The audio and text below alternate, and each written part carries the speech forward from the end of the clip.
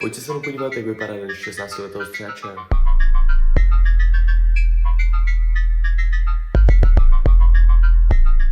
OK, borci, takže já mám momentálně 5:30, jsou prázdniny, takže dneska to mám fakt hodně, takže proto stávám takhle brzo. A hnedka takhle z rána si jdu dát nějaký cviky na břicho, jelikož prostě chci cvičit každý den, takže ráno nejlepší čas.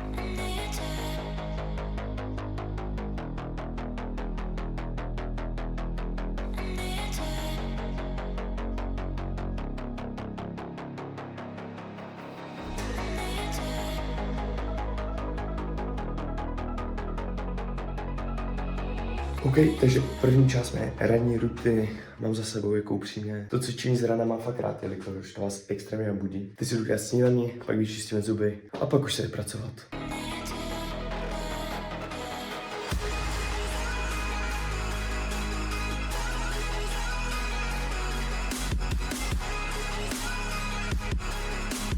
Tak a já si dám k snídani většinou bílý jogurt s borůvkama, banánem a medem. Je to prostě nejrychlejší, že máte to dostat za 5 minut. Takže pokud se vymlouváte, že nestíháte snídaní, koukejte, jak to je jednoduchý. Prostě jednoduše, bum, jako kámo. Máte v tom bílkoviny, je to zdravý, to víc si můžete přášet. Já teda mám docela malý jogurt, takže jakoby moc toho nemám, že logicky. Ale čemu to ještě? Pak už jenom prostě nemusíte se to vůbec bát. Čím víc, tím líp to prostě chutná, takže já nevím, za to půjde vidět. Ale nechal jsem tam jeden otevřený a takhle dopadl můj druhý banán. No, až nejsem úplně šéf kuchař a moc mi to nemyslí. Takže prostě to je trošku logický, no, ale co se dá dělat? Já si tam takhle teď nakrájím druhý banán. Vy se říkáte, že nestíháte snídat. Já jsem to taky dřív říkal, protože jsem si vždycky chtěl dělat vejčka nebo takhle. Ale hoši, co si budem? Snídaně je základné prostě. Jakože upřímně, když si dáte tu snídaně nějakou, pokud si nedáte nějakou fakt, nevím, Nutellu s něčím třeba, tak jakože musím říct, že snídaně vám extrémně jako plyne. To stejně jako to cvičení. Chtěl bych se donutit taky dávat si ledovou sprchu, ale ty vole, jakože to zase nevím. A teď jednoduše med, který vám udělá takovou chuť, kámo. Prostě med tam nesmí chybět. Takže zase to nesmíme přehánět, ale já si většinou prostě naberu takhle jednu lžičku. No jo, kámo. Jakože upřímně tady té snídaně, která je prostě extrémně chudná. Jako máte jíst prostě zdravou a prostě je to fakt strašně dobrý. Takže no tam vidíte med, to zamícháte. OK, možná když to je zamícháte, tak to vypadá líp. Ale já to míchám, ať se mi to hezky to. Jo, a vypadá to prostě jako dobrý, zdravý, rychlý. Jestli se vymlouváte, že nemáte čas na snídaní tak jen co špatně. Takže já si to jdu sníst, zapnu si mezi tím počítač a ozvu se vám.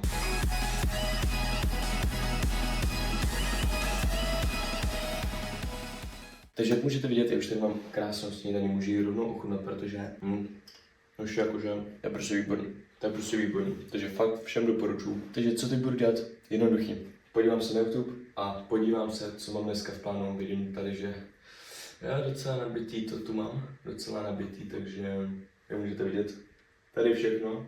To je celý můj den, žádný volno, takže dneska je fakt ten den nabitý. Takže doufám, že se vám tenhle vlog bude líbit. Po případě support samozřejmě, like, odběr, cokoliv možný, sdílej to. A já tady budu kecat, no. Jdu se podívat na YouTube, podívám se, co mám v plánu, něco třeba ještě obepíšu nebo tak a vidíme se zase za chvilku.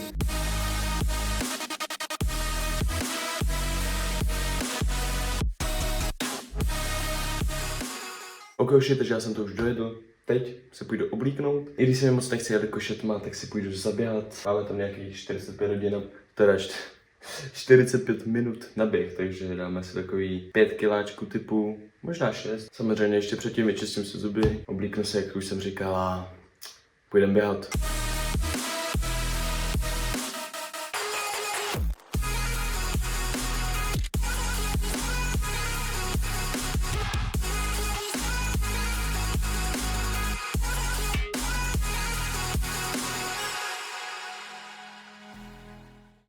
Takže můj fit, už si neřešit tu mikinu, včera jsem si vzal na sebe zkošopou mě pes, ale jelikož nechci nic jiného našpinit, tak prostě já si jdu připravit, trošku se protáhnu a jdeme běhat. Teď mi došlo, mezi tím, co se protáhnu, že já absolutně nevím, jak je venku, jakože Ono může i pršet, já to prostě neuslyším. Takže doufejme, že nebude pršet. Jinak jsem totiž v prdeli, no. A hlavně 6:30, jo.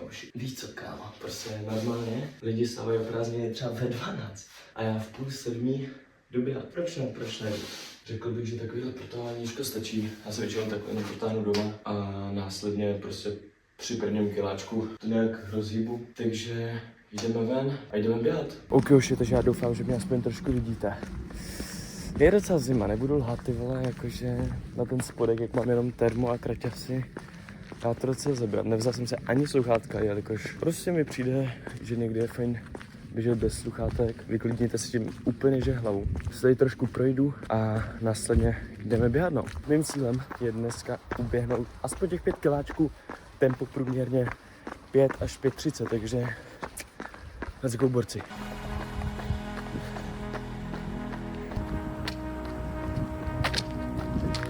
Tam mám po kiláku a půl a dochází mi, že asi od úterý, teď je pondělí, tak mě bolí docela dost holeň. Nedošlo mi to a teď na to, že trpím jakože brutálně.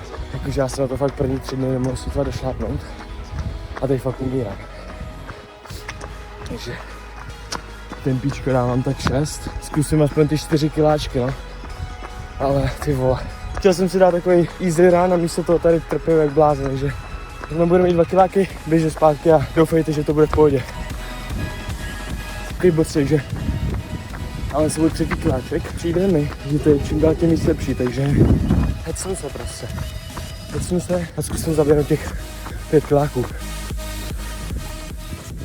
OK, už takže já jsem dal nakonec bohužel jenom 4,50, jelikož a zase si to nechci úplně skurvit. Tempíčko mám průměrný, myslím, že tam bylo nějak 5,45, což je docela dobrý, upřímně, nebo kdybych běhal normálně takhle, ale jelikož to bylo jenom takhle, tak jsem spokojený docela. Každopádně jdu teď domů, vysprchuju se a jde se pracovat. OK, borci, takže já už mám po sprše, tady si akorát zapínám počítač, jelikož jdeme něco málo pracovat. Nemůžu teda stříhat, jelikož jsem si zapomněl flešku u mamky, teď jsem u táty, kdo by nevěděl, mám střehu péči, takže proto si kolem 8 zajedu. Takže tady jdu přesně vymýšlet napady na Instagram, nějaký videjka, jelikož co mám v plánu. Dneska to vychází, takže co mám v plánu, to je extrém. A to je tak nějak všechno, mám na to cca hoďku, pak teda pojedu pro tu flešku.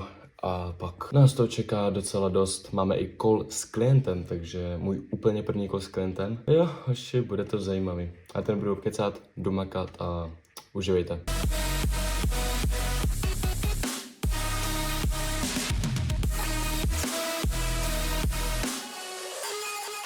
Pokoušit, takže já jsem teď právě domakal cca 40 minut, vymyslel jsem nějakých třeba 10 nápadů a 10 scénářů a dochází mi vlastně, že ještě není ani 8 a já jsem toho stihl vlastně, protože někteří lidi ani za víc co celý den prostě. Vem si, jakože já jsem cvičil, nasnídal se, zaběhal si, do toho točím tady ten vlog a do toho tady i pracuju, jakože je to crazy upřímně, když si vezmu, že prostě nedávno bych spal třeba do 12, co znamená ještě teď bych spal 4 hodiny, to je něco neskutečného jakoby. Vem si, za chvilku teda jedu pro tu flešku, pak se vrátím a zase makám. A tohle je přesně to, co vlastně nás, co si jdeme za svými sny, co nás odděluje od těch průměrných lidí. Jenom proč to tady říkám, je, abyste si uvědomili, že prostě choďte spát ve stejný čas, stávejte ve stejný čas, ať už je víkend, ať jsou prázdniny, ať je škola. Já každý den chodím spát v 9, ok, někdy jsou výjimky, ale snažím se chodit spát v 9 a stávám v 5 hodin. 5 hodin o prázdniny už. To je, ok, dneska jsem zaspal, budeme upřímní, dneska jsem zaspal, jsou půl hoďky, ale i tak zvedl jsem se a hned jsem šel makat doši a prostě cítím se nejlíp hned takhle z rána, což je za mě extrémně důležitý. Takže to jsem vám jenom chtěl říct, pokud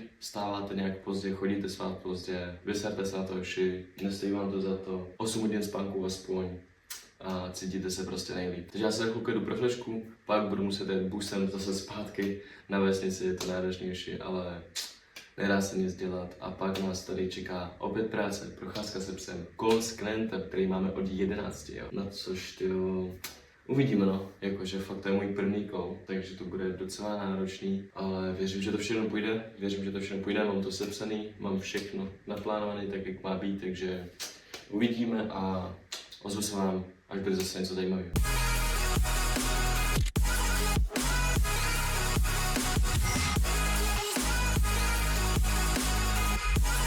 OK už, takže my máme 9:45. Já jsem přijel domů, což znamená jediný, kde se opět makat. Teď jdu točit content na svůj Instagram, takže mám tam v plánu nějaké 4 videjka. Mám na to hoďku, pak mám call s klientem, takže doufám, že to všechno stihnu. Uvidíme, nebudu to nějak pokecávat.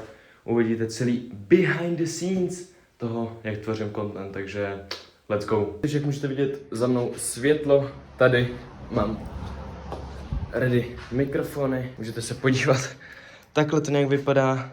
Víte co, potřebuji si s tím chodit, jak budu potřebovat. Ať víte jenom, jak tvořím já třeba videjka. Tady teď jdu přímo točit, ok, řeknu vám to. Bojí se chodit do gymu, téma, který bych rád probral, jelikož prostě všímám si, že lidi se bojí chodit do gymu sami, což je za mě hloupost, takže se snažím poradit, chápeme se. Takže zapínám si mikrofon, jdu natočit první reelsko, fit, mám takovejhle a jdu na to. OK, borci, takže já jsem právě dotočil všechny 4 videjka za 20 minut necelých. Máme ten call s klientem, takže dneska fakt se nestíháme ani odpočinout. Ty videa byly docela náročné, ale myslím si, že by to mohlo mít úspěch, záleží samozřejmě, jak to se stříhám, což samozřejmě topově. Jak můžete vidět, mám už jiný triko. Takže tak, já se jdu připravit na call a vidíme se v 11 na hovoru s potenciálním klientem. No, pojďme na to, už je docela nervózní jsem, ale co už.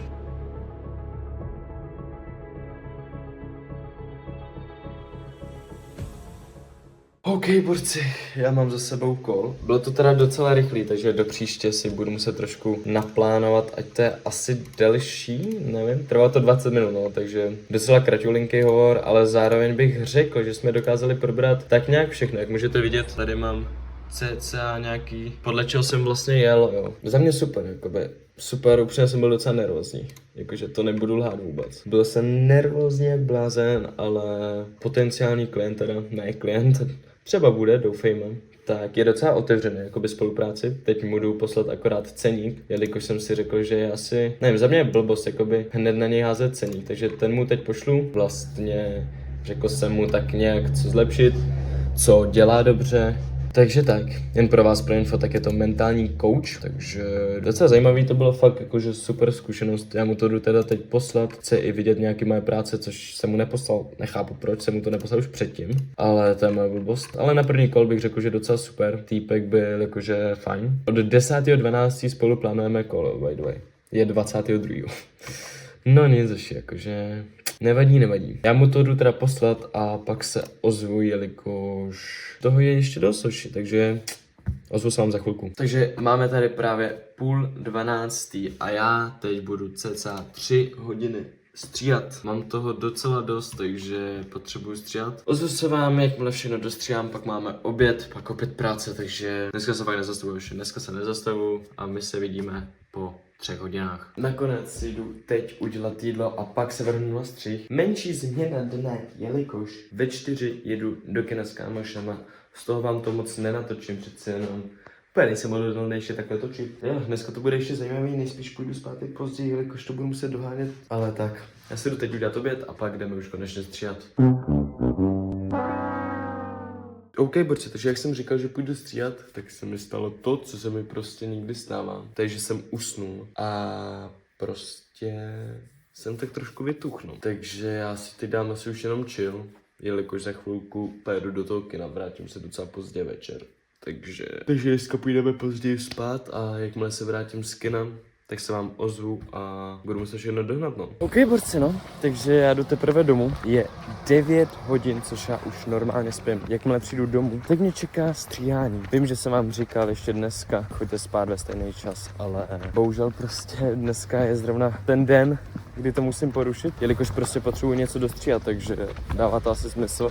Klienti docela na mě spěchají, což chápu, jelikož jsem jim říkal, že to dneska udělám. Bohužel jsem nějak vytuhl, takže nedá se nic dělat. Já jdu rychle domů, sedám ke kompu a jde se makat. OK, burci, takže já jsem konečně doma. Jak můžete vidět, je skoro 9:30.